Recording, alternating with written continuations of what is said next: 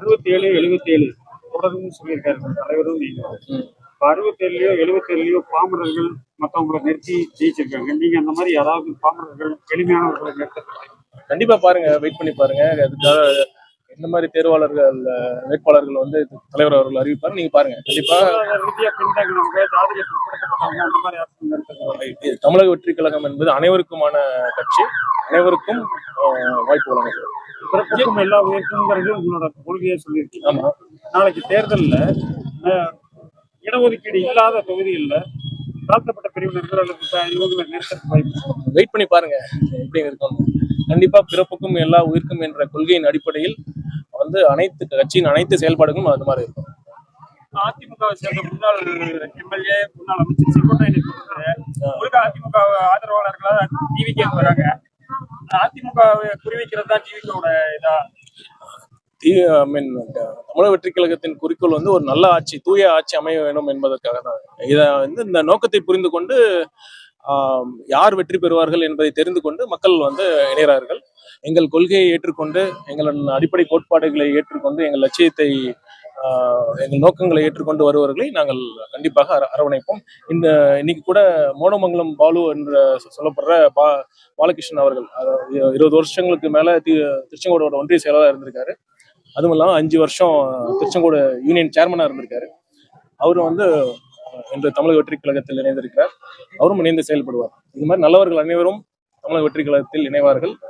எங்கள் மேலும் மேலும் எங்கள் கட்சி வலுப்பெறும். கண்டிப்பாக 2026 எங்கள் கட்சி அமோக வெற்றி பெற்று தலைவர் அவர்கள் முதல்வராக பதவியேற்பார். அதிமுகவில் தற்போது இருக்கிற நிர்வாகிகள் யாரும் அந்த மாதிரி தெரியல. எல்லாம் அமமுக போனவங்க, ஓபிஎஸ் இருந்தவங்க, அந்த மாதிரி இருக்கிறவங்க தான் தெரிஞ்சு வராங்க. இது எப்படி அதிமுகவுக்கு சரி உண்டாக்குனதா தெரியும்? அதை பத்தி அந்த மாதிரி நாங்க சொல்லவே இல்லை. நீங்க வந்து பொறுத்திருந்து பாருங்க.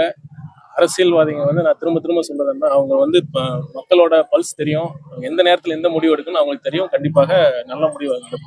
இல்ல கோமத்தேக்கா ஈஸ்வரன் சொன்ன மாதிரி டிவிக்கே அதிமுகவை தான் குறிவிச்சு கை நகர்த்துறாங்கிறது ஒரு குற்றச்சாட்டு சொன்னாரு. இப்ப அப்படி பார்த்தா முன்னாள் ஓபிஎஸோட ஆதரவாளர் ஜேசிடி பிரபாகரன் இன்னைக்கு இணைஞ்சிருக்கிறாரு.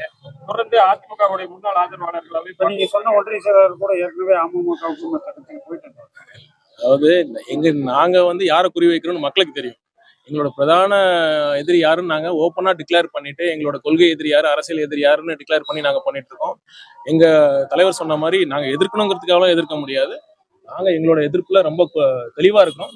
இந்த ஆளும் கட்சி, இந்த தீய சக்தியை தான் நாங்க எதிர்க்கிறோம். முழு மூச்சாக எதிர்த்து மக்களுக்கு ஒரு தூய ஆட்சியை நாங்க தலைவர் அவர்கள் கொடுப்பார். நிரந்தர முதல்வரா விஜய் இருப்பாருன்னு சொல்லி இன்னைக்கு ஒரு பேட்டி கொடுத்திருந்தாரு. அதுக்கு அமைச்சர் சாமிநாதன் வந்து இது ஒரு நகைச்சுவையான ஒரு பதில் அப்படின்னு சொல்லியிருக்காரு. அதை எப்படி பாக்குறீங்க? எப்படி நகைச்சுவைன்னு சொல்றாரு? அவருக்கு தான் அது நகைச்சுவா தெரியும்.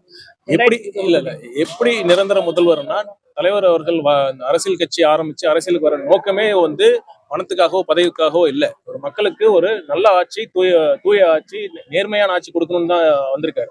அந்த மாதிரி நேர்மையான ஆட்சி கொடுக்குறப்ப கண்டிப்பா மக்கள் திரும்ப திரும்ப தமிழக வெற்றி கழகத்துக்கு வாக்களிப்பாங்க. அந்த அடிப்படையில் தான் கண்டிப்பா வேற யாருமே இந்த மாதிரி அவங்க நினைச்சாலுமே நல்லது பண்ண முடியாத சூழல்ல தான் மற்ற கட்சிகள்லாம் இருக்காங்க. அதனால கண்டிப்பா அண்ணன் அவர்கள் சொன்னதுல நானும் உடன்படுறேன்.